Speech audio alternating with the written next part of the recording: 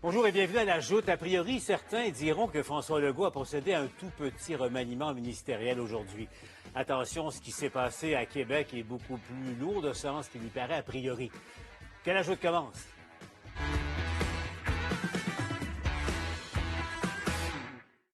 À l'avenir, Simon Jolin Barrette sera donc à la fois ministre de l'Immigration et ministre de la Francisation.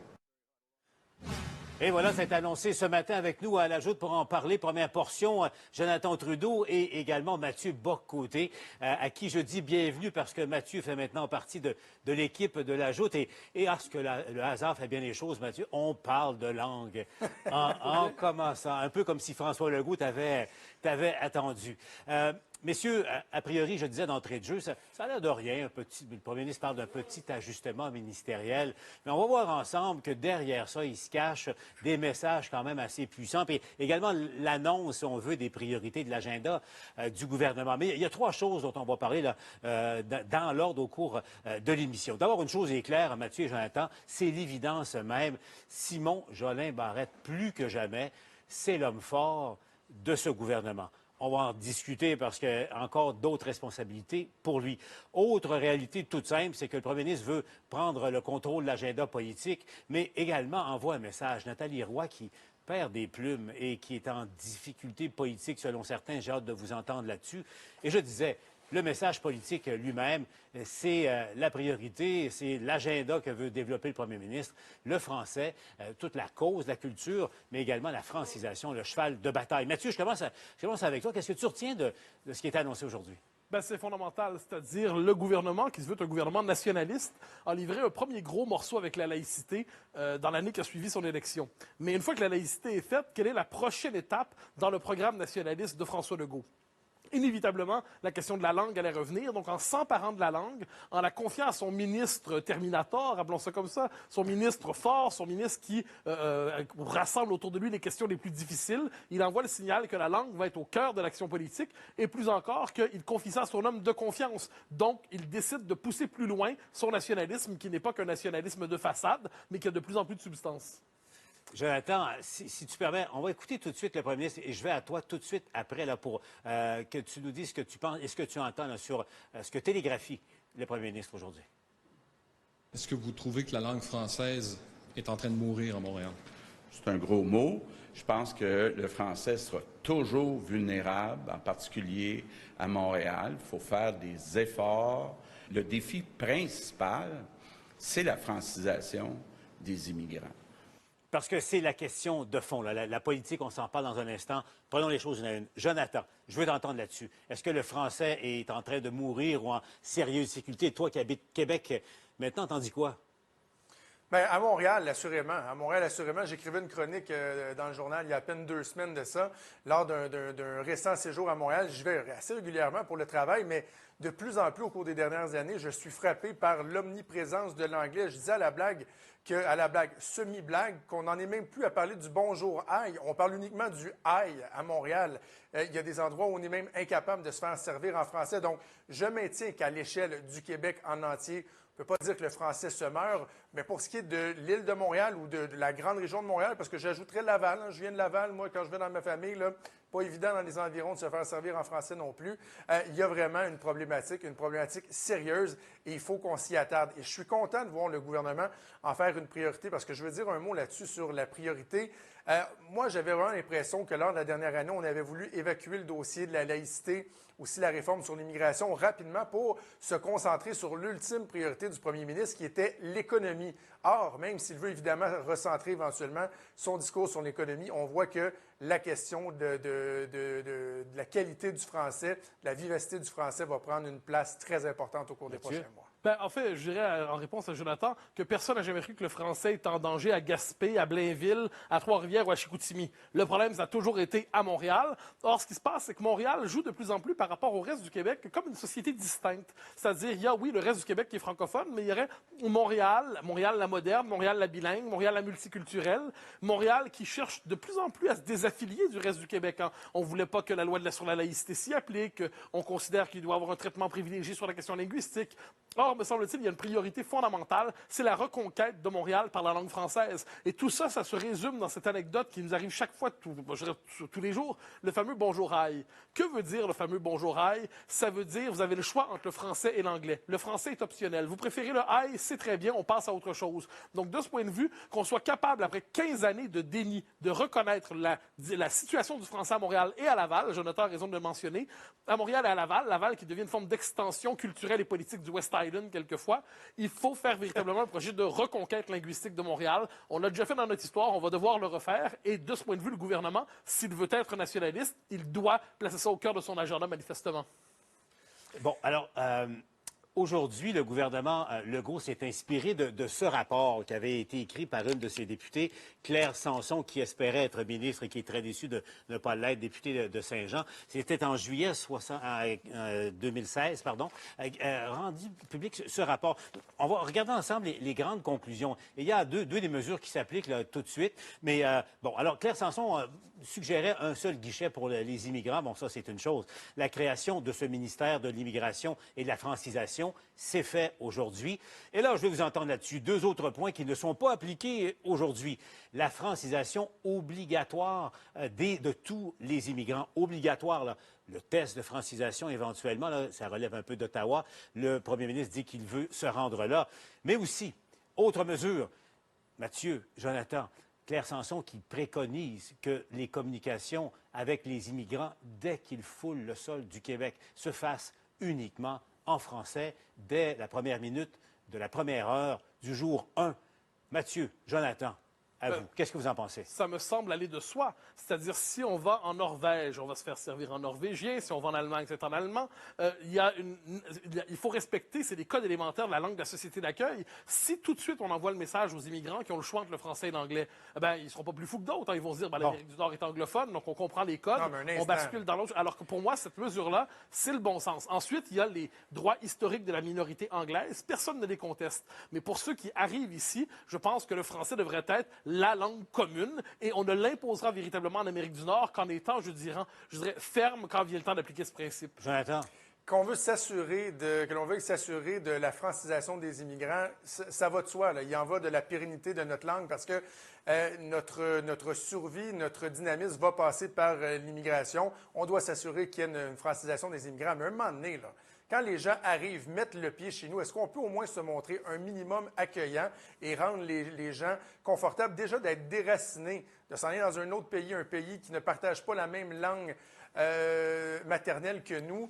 Il y a quelque chose d'assez sécurisant là-dedans. Là. Si au moins on est capable de nous dire, regardez, on va vous offrir un minimum d'accueil dans une langue avec laquelle vous serez à l'aise, tout en vous indiquant qu'il faudra obligatoirement vous diriger vers la francisation, faire les efforts nécessaires. Je pense que ça va de soi. Moi, là, si j'avais à déménager en Chine, par exemple, et qu'on me disait qu'à mon arrivée, dès le premier jour, on me parlerait uniquement en mandarin, qu'est-ce que vous voulez que je fasse, là? On ne prendrait pas un mot, là. Il faut que je me trouve une adresse, que les assurances, les ci, les ça, et on ne m'aiderait même pas dans ma propre langue. À un moment donné, il ne faut pas être radical non plus. Si je peux me permettre, on n'apprend pas une langue par désir amoureux, sauf exceptionnellement. On l'apprend par nécessité. Si pour fonctionner à Montréal, si pour avoir accès aux services gouvernementaux, si pour avoir accès aux différents papiers, à l'administration, il faut fonctionner en français, vous allez voir qu'il va y avoir le plus fort incitatif qu'on n'aura jamais fait pour pousser les gens à parler français. Et vous nous dites, soyons accueillants. Mais il y a deux possibilités. Soit on est accueillant en français, soit être accueillant, ça consiste à passer à l'anglais ou à la diversité des langues, de l'italien, le grec, l'espagnol, le mandarin, faites la liste. Non, à un moment donné, la langue de référence au Québec, c'est le français, et plus elle sera nécessaire, plus elle sera apprise. C'est ce qu'on oublie quelquefois, en de pédagogie de la bonne intention. On oublie à quel point la nécessité est la meilleure des écoles pour apprendre une langue. Mais Jonathan, toi, tu dis que ça pourrait freiner. Il y a des gens qui ne viendraient pas s'installer au Québec à cause de ça? Bien, je pense qu'il peut y avoir un élément absolument sécurisant. Si vous dites aux gens, non seulement vous allez être obligés d'apprendre le français, parce qu'il ne faut pas oublier qu'il y a derrière la notion d'obligation, il doit y avoir une conséquence. Là. Ça, c'est un autre élément duquel il faudra éventuellement discuter, parce que c'est un peu comme le test des valeurs. Hein. Plus on parlait du test des valeurs à François Legault, moins on avait l'impression que ce test-là était contraignant. Hein. Finalement, il va être pas mal facile, le test. Qu'en sera-t-il du test de français? Est-ce que vraiment les gens se verront refuser l'octroi d'un certificat de résident s'ils ne réussissent pas le test de français? Il faudra voir. Donc déjà, il y a des mesures qui peuvent freiner l'intérêt des gens. Et je veux juste être bien clair avec Mathieu. Là. Je ne suis pas en train de dire qu'il ne faut pas inciter avec force les gens à apprendre le français. Je pense qu'il faut les accompagner, il faut le faire, il faut les inciter. Mais en même temps, si on veut qu'une immigration soit une réussite, un succès, il faut que dans les premiers temps, les premières semaines, les premiers mois, il faut que la personne se sente un minimum à l'aise, qu'elle se sente bien accueillie. Et si elle est totalement déstabilisée, incapable de comprendre les communications qui sont faites avec elle... Mais Jonathan, sauf dans le cas des réfugiés, ça c'est un cas particulier, on peut en parler. Les immigrants décident de venir ici. Ils le savent à l'avance. C'est un projet de vie. Ils s'y préparent. À partir du moment où le jour 1, ils décident qu'ils vont s'installer au Québec, et le moment où ils s'y installent, ils ont tout le temps qu'il faut pour apprendre. S'ils ne l'ont pas fait en arrivant ici, ça peut témoigner d'un manque d'intérêt, disons ça poliment.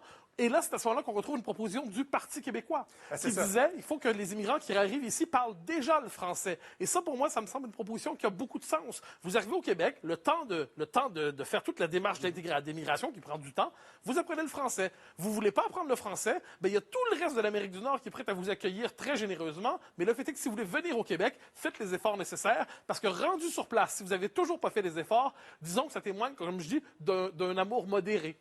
Mais cette proposition-là, donc, d'obliger les communications en français dès l'arrivée, ça tiendrait la route si le Parti québécois avait été élu, comme Mathieu l'a dit, parce que le Parti québécois disait, ben nous, on va exiger que les gens parlent français avant d'arriver au Québec, alors que la Coalition Avenir Québec a dit non. Nous, ce qu'on va faire, on va prioriser, on va dire, ben on a un problème avec la pénurie de main-d'œuvre. Il y a des secteurs d'emploi où il y a des manques criants de main-d'œuvre qualifiée. On va aller chercher une main-d'œuvre qualifiée, adapté à nos besoins, avec un engagement d'apprendre le français. Donc là, à un moment donné, si on met cette priorité-là, avec laquelle je suis d'accord, de s'assurer qu'on comble les besoins qu'on a au Québec et parallèlement également la francisation, bien, il faut que les bottines suivent les babines. Là, on ne peut pas dire vous allez apprendre le français ici, mais dès que vous êtes arrivé, dès que vous mettez le pied en sol québécois, vous devez parler français, sinon vous ne comprendrez rien. L'Hydro-Québec, la Régie de l'assurance maladie ou quoi que ce soit, vous vous arrangerez avec vos troubles. Mais ça ne marche pas. Il faut comprendre la signification de la chose. C'est que si l'autre langue que le français, c'est l'anglais, soyons sérieux, ce n'est pas les autres langues de la planète, on envoie le message qu'il est normal d'interagir avec l'État québécois en anglais.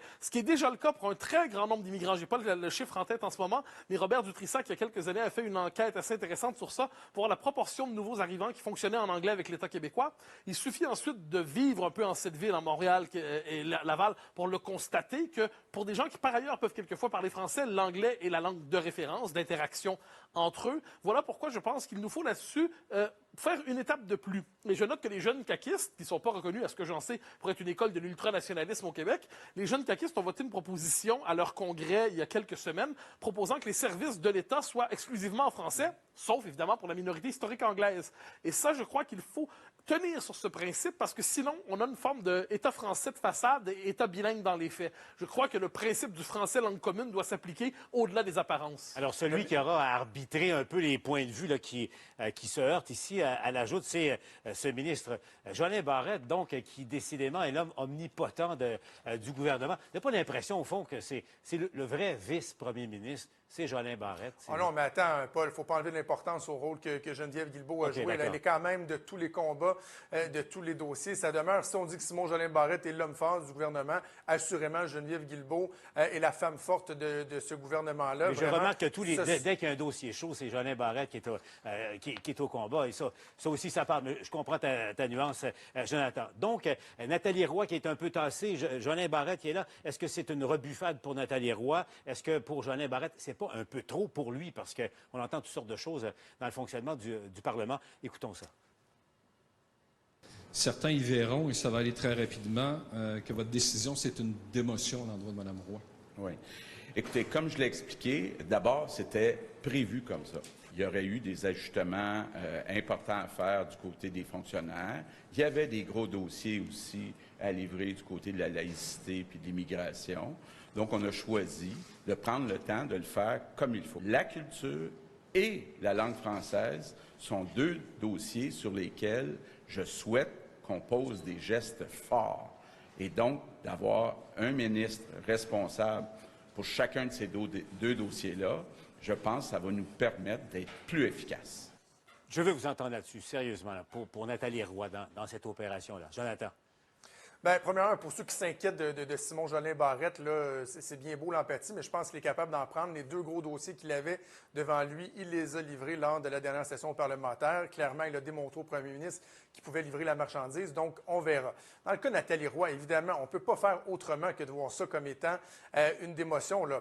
On dit dans les coulisses, ah ouais, mais vous savez, ça faisait déjà partie du plan de match. Je ne pense pas que Nathalie Roy s'attendait à se voir retirer le dossier de la francisation, toutes les questions reliées à la langue française au bout de 11 mois à la tête de son ministère. On le sait, Nathalie Roy, c'est le maillon faible de ce gouvernement-là. Et François Legault qui n'a pas hésité à rebrasser ses cartes pour s'assurer qu'un dossier aussi névralgique que celui de la qualité, de la vitalité de notre français soit dans les mains d'une personne de confiance. T'en dis quoi, Mathieu? Oui, ben, ça me paraît inévitable. C'est-à-dire, après un an au pouvoir, on commence à voir qui sont les éléments forts d'un gouvernement, qui sont les éléments faibles, qui étaient prometteurs peut-être, mais qui ne sont pas à la hauteur pour différentes raisons. Ensuite, quand on a des oreilles dans ce milieu, on entend effectivement que Mme Roy serait le maillon faible du gouvernement. C'est pas une personne qui a de mauvaise qualité, c'est simplement qu'au gouvernement, elle n'est pas à la hauteur des attentes qui étaient associées. Et inversement, Jolin Barrette a fait la preuve de sa capacité à maîtriser le dossier le plus explosif, entre guillemets, de la politique québécoise depuis 10 ans. Il a réussi avec la laïcité à s'emparer de ça. Il a bien joué. Il a su, puis ça, c'est une chose importante. Il a su répondre aux adversaires de la laïcité qui étaient prompts souvent à utiliser une rhétorique très dure, en xénophobe, raciste, haineux et ainsi de suite. Et là, il a su très bien répondre à ces gens. Donc, il a témoigné d'une maîtrise intellectuelle réelle de ces enjeux-là. La question linguistique est évidemment une question essentielle. Donc, on pourrait dire que peu à peu, il se construit un ministère de l'identité québécoise. Et si dans ce gouvernement, il y en a un qui est capable de l'opérer, manifestement, c'est lui. Est-ce que c'est trop pour lui? On verra bien. Mais pour l'instant, il a fait la preuve que sur le gros dossier qui était le sien, il a réussi à traverser. Il a l'épreuve du feu, comme on dit, puis il a gagné. Donc maintenant, reste à voir ce que veut dire gagner pour lui sur la langue. On sent aussi l'ombre, vous ne trouvez pas, de Pauline Marois, qui a fait du français. Non, Mathieu, t'es pas d'accord? Moi, je verrais ça autrement.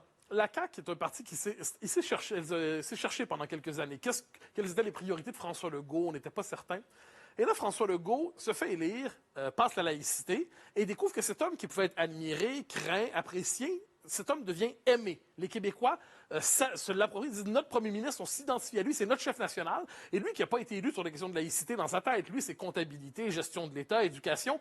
Là, la laïcité le transforme en premier ministre aimé. Et je pense qu'il comprend de ce point de vue que s'emparer des questions identitaires, c'est payant pour lui. Puis il y a l'autre élément, si la CAQ est le successeur du Parti québécois comme grand parti nationaliste au Québec, inévitablement, il doit prendre à sa charge l'agenda nationaliste. Il y a comme un transfert de responsabilité. Et un parti nationaliste qui ne ferait pas de la langue une priorité ne serait pas vraiment un parti nationaliste. De ce point de vue, moi, je le vois comme ça. C'est un transfert de responsabilité, c'est un transfert d'héritage. Et Mme Marois nous dit, même si moi, je demeure souverainiste, je demeure péquiste, je demeure attaché à mon parti, ce parti prend le relais et ne le fait pas trop mal pour l'instant.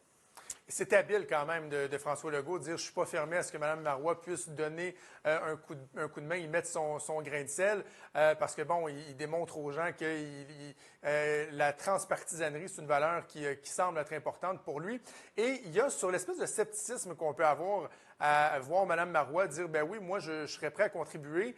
Je ne sais pas, on a peut-être un petit traumatisme au Québec de par la notion là, des belles-mères au Parti québécois qui reviennent et qui tentent de donner des leçons à leurs successeurs. Or, les anciens premiers ministres, anciennes premières ministres dans ce cas-ci, peuvent avoir un apport fort important dans notre société. C'est quoi cette idée qu'ils devraient être bâillonnés à tout jamais parce qu'ils ne sont plus aux affaires de l'État? Moi, que Mme Marois, sans faire la partisanerie, dise, bien, écoutez, de par mon expérience, si par hasard, le gouvernement a besoin de mon regard, de mes opinions, je suis prêt à participer. Je trouve ça très bien. Puis Mathieu, en un mot, quand Mme Marois a quitté, le meilleur discours que Mme Marois a fait au gouvernement, tristement, c'est son discours de défaite. son dernier. Son discours, qui était un discours où elle laissait un héritage, en fait. Puis elle disait l'importance de renouer avec la question du français, qu'on a laissé de côté au Québec depuis quelques années, comme si on était dans un sentiment de sécurité linguistique, mais bien illusoire à bien des égards. Donc, lorsqu'elle a voulu laisser un testament politique, c'était la question du français. Et lorsqu'elle revient dans l'espace public, elle ne veut pas commenter l'actualité un jour le jour comme ça, elle revient sur la question centrale qu'il nous faut faire rejaillir au cœur de notre société. Et de ce point de vue, Mme Marois, je crois, comprend son rôle d'ancien premier ministre, qui consiste moins à torpiller son ancien parti ou son parti que de se faire gardienne au cœur de l'espace public d'une question fondamentale. Oui, ça change de certains anciens chefs du Parti québécois. Ça bouge beaucoup là, sur la planète politique. On apprend à l'instant que le gouvernement Legault vient de nommer celle que vous voyez à l'écran, donc l'ancienne députée libérale Fatima Ouda Pépin, comme déléguée générale du Québec à Dakar, donc au Sénégal, nomination qui vient d'être faite. On sait qu'elle avait claqué la porte du Parti libéral, Mathieu, sous Philippe Couillard, sur la question justement des signes religieux. Donc, un mot là-dessus. surpris, bonne nomination ou étrange nomination? Premier réflexe, je dirais bonne nomination. C'est un gouvernement qui cherche à aller tirer les meilleurs éléments. S'il propose une nouvelle coalition, par définition, il va chercher des éléments qui, des anciens partis, sont compatibles avec son nouveau projet. De ce point de vue, Mme Ouda-Pépin, qui est une libérale, mais nationaliste, qui était une libérale, donc très attachée au Canada, mais très critique du multiculturalisme. Et pro-laïcité. Et pro-laïcité. Donc, elle faisait une bonne synthèse qui cadre avec le gouvernement Legault. Et de ce point de vue, prendre les meilleurs talents pour les nommer ensuite, donc éviter le repli clanique, c'est très, très bien. Mais juste, je reviens dans le fond, ça fait un lien avec ce que je disais il y a un instant, le François Legault qui démontre qu'il est transpartisan. D'un côté, dans la même journée, il se dit ouvert à bénéficier des conseils de Pauline Marois, ancienne première ministre, ancienne chef péquiste, et de l'autre, il nomme Fatima Ouda-Pépin, qui a été députée libérale pendant de longues années. Moi, je pense que c'est tout à fait pertinent. C'est une autre personne qui a quelque chose à apporter, mais en même temps, Mme Ouda-Pépin ne recule devant rien. Là. Si jamais il y a des choses qui ne font pas son affaire ou qu'elle n'est pas d'accord avec certaines lignes édictées par le gouvernement, je sens qu'on le saura assez rapidement aussi. Et ça sera à suivre. Je dirais pas on verra là. À suivre, à suivre. Bon, autre nouvelle, c'est le Parti québécois. Les députés sont réunis en caucus précessionnel du côté de Valleyfield en ce moment. François. Donc, moi, je me souviens, le chef intérimaire Pascal Bérubé, ici à la Joute, avait dit on va tout remettre en question. Même le nom du PQ, du Parti québécois, pourrait changer. Arrêtez les presses tout de suite. Le Parti québécois ne changera pas de nom. Et là, devinez quoi, François? Il ramène l'idée du pays, de l'indépendance, au cœur de son action et de son message. Pour ce qui est du nom, on nous dit que c'est encore sur la table, mais on sent les péquistes de moins en moins, disons, volontaires à changer de nom, à perdre cette marque de commerce. Mais ce qu'ils nous présentent aujourd'hui, les péquistes, c'est un document de 50 pages. Beaucoup de poutine interne, je vous dirais, de régie interne. On change des structures pour, nous dit-on, prendre des décisions plus facilement.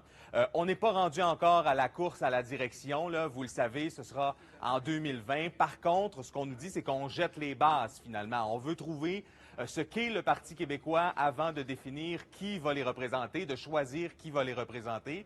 Document qui ramène quand même à l'avant-scène l'indépendance, oui, ramène certains éléments plus philosophiques parce qu'on met des valeurs de l'avant, la liberté, la justice, le nationalisme, l'environnement.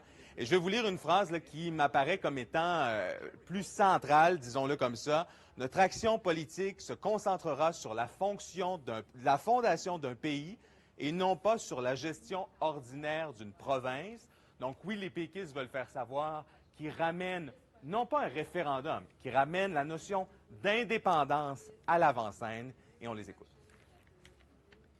Ça veut absolument dire que nous allons faire campagne sur l'indépendance. Ça veut absolument dire ça.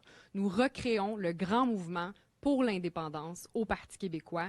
C'est notre objectif fondamental et les autres questions devront y être subordonnées. Le problème, là, c'est depuis des années, on change de chef souvent. On a changé de chef. Puis à chaque fois qu'on change, Pierre-Carl Péladeau, à Jean-François Lisée. Et là, les jeunes nous regardent et nous reconnaissent. C'est pas cosmétique parce que, premièrement, c'est la première fois qu'il y a un genre de manifeste de cette nature pour décrire les principes fondamentaux, pour décrire ce qu'est le Parti québécois en quelques mots, en quelques pages. Il faut se recentrer sur ce qu'est le Parti québécois, c'est-à-dire faire du Québec un pays.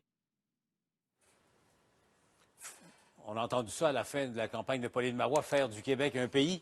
Qu'est-ce que vous en pensez? Mathieu, le PQ, en ce moment, parler d'indépendance, ramener ça au moment où les Québécois ne veulent très majoritairement pas en entendre parler. Moi, je vous dirais, c'est pas un secret, je suis un indépendantiste convaincu. Et je regarde ça, puis peut-être parce que, là, je plaide coupable, peut-être parce que j'ai une connaissance trop fine de l'histoire de la pensée souverainiste. Je lis ça et je me dis l'éternel retour du même. C'est-à-dire, j'ai l'impression d'avoir lu ce texte en 1984, en 1996. Mathieu, je t'arrête. J'ai l'impression de vous revoir le même film aussi. Moi, j'ai commencé René Lévesque et ensuite, tout de suite après, Pierre-Marc Johnson. Oui. Le débat entre les purs et durs, les caribous et puis, les pragmatiques. Et puis, ça dure depuis ce temps-là. Alors, puis j'ai lu le document, donc je comprends le principe. C'est-à-dire, un Parti québécois qui ne fait pas la promotion de l'indépendance ne sert à rien. Très bien. Ensuite, aujourd'hui, les Québécois sont réactifs en matière de nationalisme sur la question de l'identité. Or, le manifeste est assez modéré, pour ne pas dire discret sur cette question. Et finalement, lorsque je l'ai lu, j'ai eu l'impression d'entendre un filet d'eau tiède. C'est pas dangereux, un filet d'eau tiède. C'est pas explosif, mais c'est pas passionnant non plus. Et me semble-t-il que pour relancer la question de l'indépendance, qui est essentielle, je n'en doute pas un seul instant, pour relancer la question de l'indépendance, le Parti québécois aurait tout avantage à faire autre chose qu'une espèce de chansonnette douce pour enfants de 6 ans. Et Et de ce point de vue, je ne suis pas certain que ce manifeste soit le texte attendu pour relancer le mouvement national. Jonathan? Oui, le Parti québécois propose un peu plus de ce que les gens veulent un peu moins, finalement, hein, parce que la question de l'indépendance, elle rejoint de moins en moins les gens, n'en déplaise à mon collègue Mathieu. Le Parti québécois dit non, on va retaper là-dessus. Je ne pense pas que le problème est autour de ça. C'est l'identité du Parti québécois.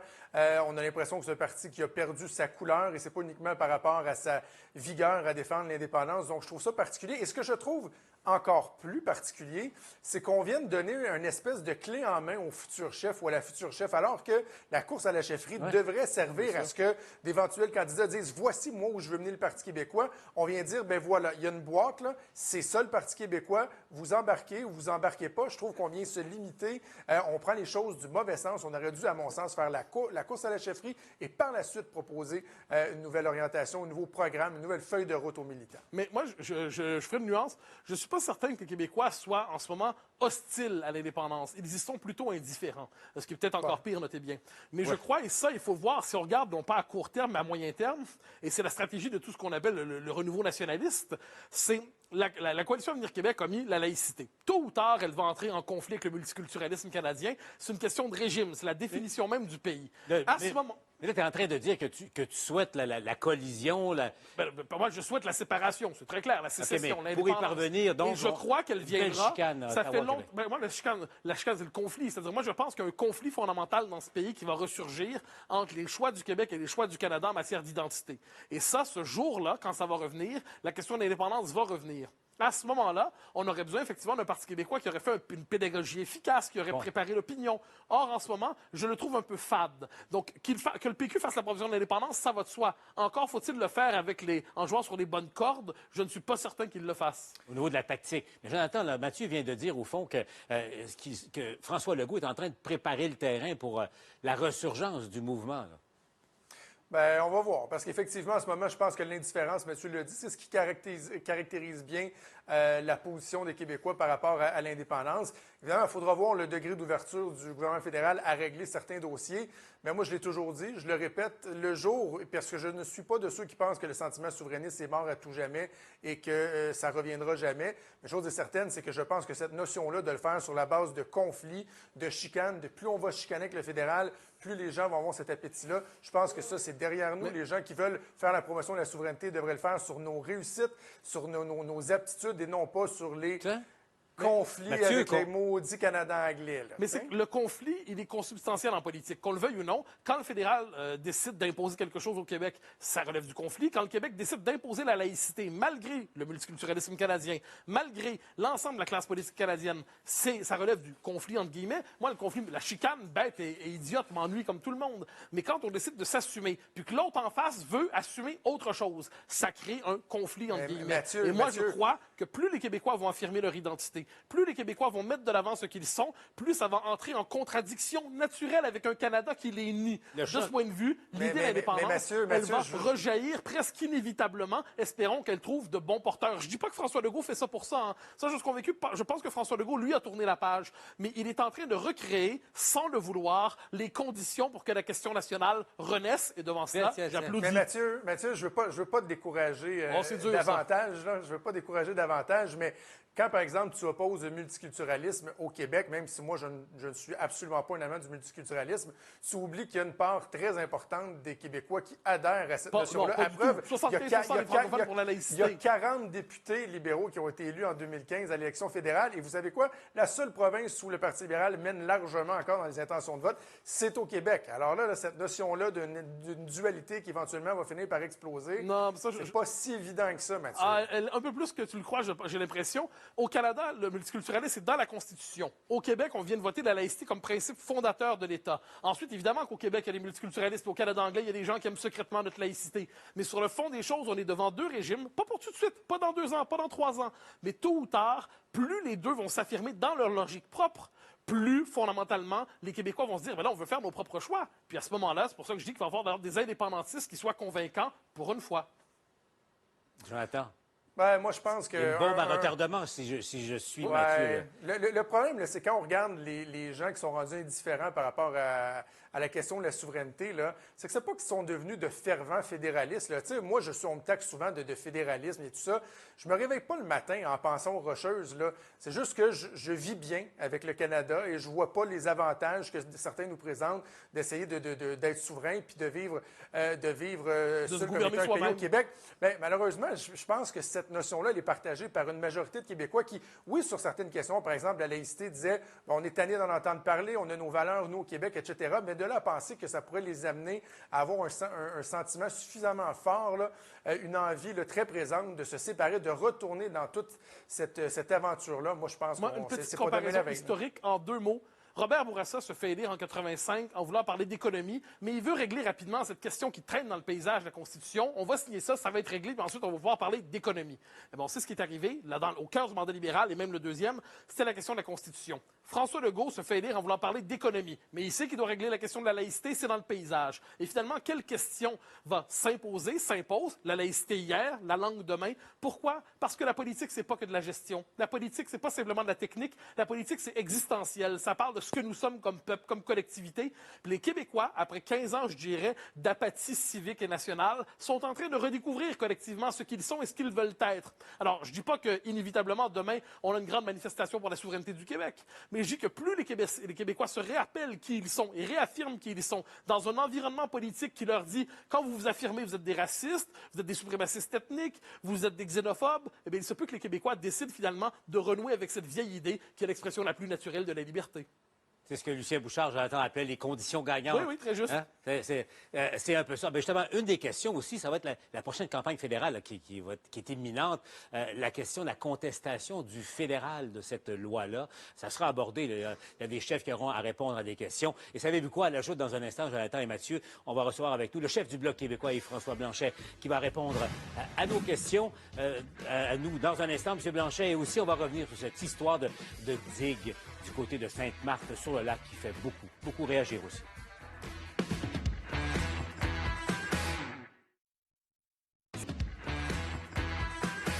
Parlons maintenant d'élections fédérales, la campagne fédérale, plus précisément du slogan du Bloc québécois qui vous divise, messieurs. Mathieu, donc, le Québec, c'est nous, dit le Bloc québécois. Tu es d'accord avec ça? Ben, c'est un excellent slogan. C'est-à-dire, ils ne disent pas, il faut prendre les mots, ils ne disent pas les Québécois, c'est nous. Ils disent le Québec, c'est nous. C'est-à-dire, globalement, ceux qui font le choix du Québec, qui ne négocient pas sur les intérêts fondamentaux du Québec, qui ne font pas de compromis quand vient le temps de défendre les intérêts fondamentaux du Québec, le Québec, c'est nous. C'est comme ça que je le comprends. Alors que les autres partis choisissent le Canada par définition. Ils disent, le Québec a des intérêts, on va chercher à les défendre, on va faire des compromis s'il faut avec le Manitoba, on va tenir compte des intérêts de Medicine Hat, on n'oubliera pas Saskatoon. Bon. C'est très bien. Mais là, ce que nous dit le Bloc, c'est fondamentalement le Québec a des intérêts nationaux et nous, on assume le Québec sans nuance et sans le décomposer. Donc, je trouve que c'est un excellent slogan dans les circonstances. Tout un argumentaire auquel tu réponds, Jonathan?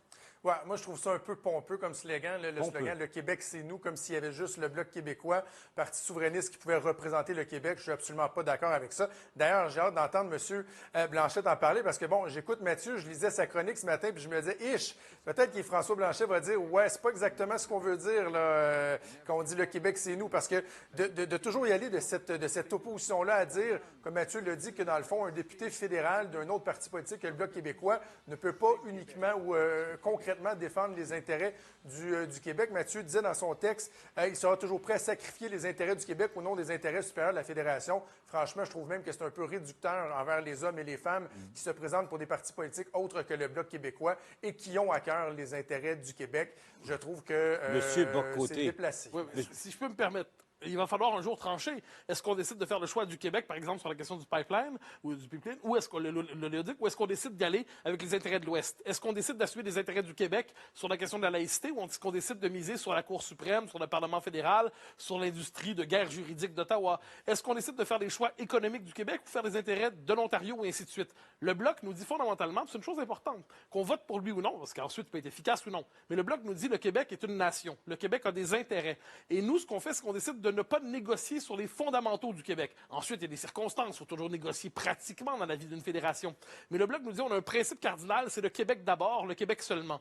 Alors que, fondamentalement, dans les autres partis, inévitablement, ils doivent quelquefois dire cette fois-là, au nom du compromis fédéral, on va piétiner sur les intérêts, on va dissimuler ça. C'est la logique même de la fédération, c'est votre choix politique, c'est ton choix politique, ça t'honore. Mathieu, les autres provinces aussi ont des priorités. Puis les députés qui représentent d'autres provinces sont là pour faire valoir les intérêts de leur province, au même titre que sur des dossiers totalement différents. Par exemple, ici au Québec, sur la réforme du mode du scrutin, il y a un député du Parti québécois qui, de par sa position géographique, Sylvain Roy dans Bonaventure, est venu dire, vous savez quoi, la position de mon parti, je suis pas certain que je la fais mienne. Donc, les députés, c'est leur rôle, c'est à eux d'aller défendre leurs intérêts. Est-ce que le Québec est une nation, défendre ou non? Les intérêts du Québec tout en s'assurant que la fédération fonctionne. Je pense que franchement, si le Québec est une nation, il est normal que le Québec ait des intérêts nationaux et il est normal que des gens à Ottawa parlent du Québec franchement, sans toujours, comme je dis, l'intégrer dans un compromis plus vaste. Et ça, je trouve que c'est un principe important. Ensuite, le Bloc a bien agi au cours de l'histoire, mal agi, il n'a pas toujours été à la hauteur de sa mission, mais qu'on redécouvre aujourd'hui cette idée qu'il faut un Bloc québécois. On a changé de nom au fil de l'histoire, on a changé de slogan. Mais sur le fond des choses, redécouvrir ce principe-là,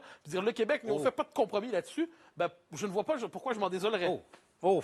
Le débat est lancé et relancé. Allons voir tout de suite Yves-François Blanchet, qui est le chef du Bloc québécois. Monsieur Blanchet, votre slogan divise. Il y a des gens qui ont plutôt mal réagi. Le nous, là, le nous laissant supposer qu'il y aurait les autres. Même à la joute, là, les gens sont pas d'accord. Tout le monde n'est pas d'accord. Écoutez, on a fait un slogan parce que notre slogan, on pense toujours, puis depuis les quelques jours où il existe sur la place publique, il a l'air d'obtenir ce résultat-là, de susciter non seulement un débat, mais une discussion, mais aussi une espèce de rassemblement. Les gens qui s'identifient à une nation québécoise, parce qu'en effet, les autres provinces canadiennes ne sont pas des nations. Le Québec est une nation. Ça vient avec une volonté, une identité, ça vient avec des responsabilités à l'endroit de nos gens. Ce nous-là, moi, l'espèce de débat douteux, de inclusif, exclusif, le mercredi après-midi, moi, j'embarque pas là-dedans. Tout le monde qui est au Québec sont forcément des Québécois à partir du moment où ils ont un statut minimal. Nous, on va prendre la voix, on va prendre fait et cause pour l'ensemble des Québécois dont les intérêts sont souvent franchement opposés à ceux du Canada. Et en plus, il est exact qu'un député d'un parti fédéraliste, eût-il été élu au Québec, risque de recevoir un appel puis de se faire dire « Attention, le poids économique de Toronto est trop important, le poids du pétrole de l'Ouest est trop important, fait que tu vas voter contre ta propre nation, tu vas voter contre les intérêts de tes propres gens, tu vas voter contre la protection du français, tu vas voter pour un oléoduc. » Et ça arrive trop souvent et ça n'arrivera jamais avec un député du Bloc québécois. Alors, l'argumentaire est là. Arrive maintenant la question de la souveraineté. Vous avez vu le PQ qui ramène ça à l'avant-scène de son travail, de son message et de son travail également. On va revoir ensemble l'entrevue que vous avez donnée à Pierre-Olivier Zappa. Vous posez la question, quelle sera la place de la souveraineté dans votre campagne à vous, dans la campagne fédérale? Je veux revoir ça ensemble. Si un fédéraliste décide de voter pour nous, je ne refuserai certainement pas son vote. Mais en même temps, je vais tout faire pour le convaincre de devenir souverainiste, parce que ça, c'est aussi notre travail. Qu'est-ce que ça veut dire, M. Blanchet? Ça veut dire que vous ne parlez pas trop de souveraineté puis pour gagner des votes, et puis une fois qu'ils sont là, vous les convoquez? J'espère que vous multiplierez cette question-là. Il n'y a pas une tribune, il n'y a pas une fois, jamais où j'ai dit que j'allais ne pas parler de souveraineté. Je ne sais même pas d'où ça sort. Quelqu'un qui me connaît le moindrement, là, il sait que je suis en politique pour que le Québec soit un État souverain et écologique. Alors, si quelqu'un qui n'est pas souverainiste veut voter pour nous autres, tant mieux. Mais je parle d'indépendance partout, tout le temps, sur toutes les tribunes. C'est la raison d'être du Bloc québécois qui, dans l'intervalle, va défendre et promouvoir bec et ongle les intérêts du Québec. La pertinence du Bloc, à chaque fois, la question se repose, parce que je vous le rappelle, M. Blanchet. Chaque matin, je me lève, je regarde, puis tant que le Québec ne sera pas indépendant, le Bloc québécois va rester pertinent. Pourtant, le père fondateur avait dit que c'était une coalition multicolore, circonstancielle et temporaire. Oui, l'indépendance a été réalisée en 1995, puis tant que l'indépendance ne sera pas réalisée, les raisons pour lesquelles le Bloc québécois a été créé vont demeurer bonnes. D'une part, ne pas avoir des élus du Québec qui vont travailler pour le Canada et souvent contre le Québec, et d'autre part, continuer à faire la promotion inlassablement de cette idée d'indépendance nationale. En même temps, et on va se laisser là-dessus, la pertinence du Bloc dans le contexte de 2019, je pose la question parce que, bon, l'environnement, c'est devenu une préoccupation de bien des gens en ce moment. Les Québécois, là, peuvent se tourner vers le Parti vert. Ils ne font que ça, c'est leur programme. Ceux qui veulent, par exemple, du changement, il y a le NPD, il y a les conservateurs qui, eux, ont une chance de former le gouvernement et de changer les choses. Et ceux qui aiment la situation actuelle peuvent voter libéral.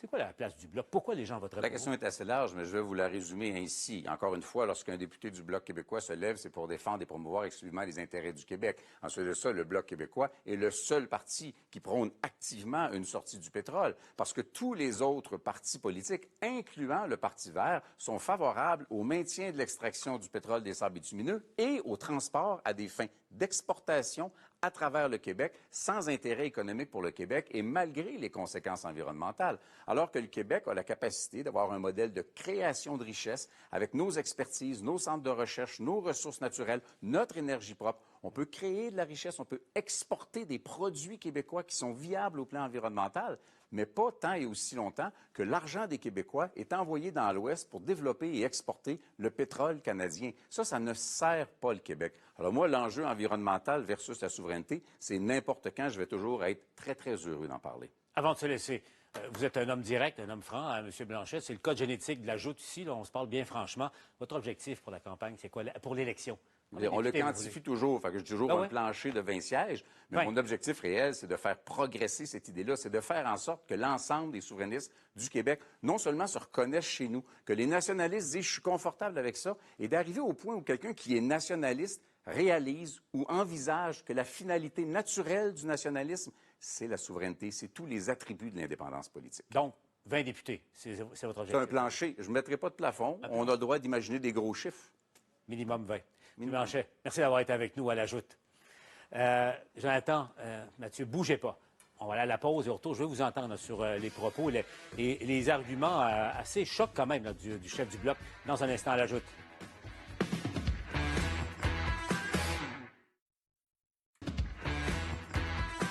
Jonathan, d'abord, sur les arguments mis de l'avant par Yves-François Blanchet, au fond, c'est ces thèmes de campagne qu'on vient d'entendre. Jonathan. Oui, je vais commencer sur un élément qui va peut-être vous surprendre, là, mais sur le plancher de 20 comtés, je crois qu'il est totalement atteignable. Non pas parce que le discours est tellement efficace et que les gens ont soif du Bloc québécois, mais par manque d'alternatives, par le fait qu'il y a des gens qui sont bien tannés de Justin Trudeau, mais Ken Boucher ne réussit pas à les convaincre et que l'NPD est carrément en train de s'écraser.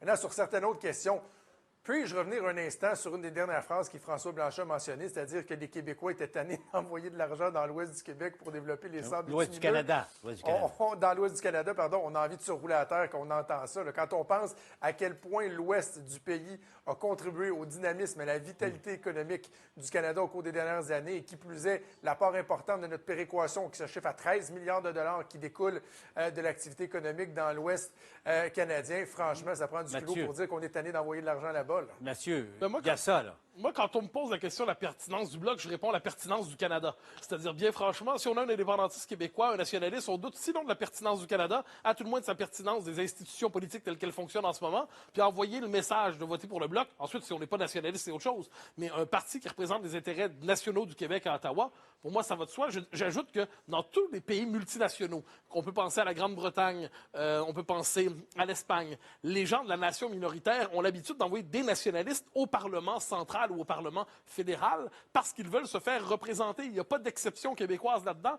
C'est la règle des petites nations que de chercher à tirer leur avantage dans les institutions centrales.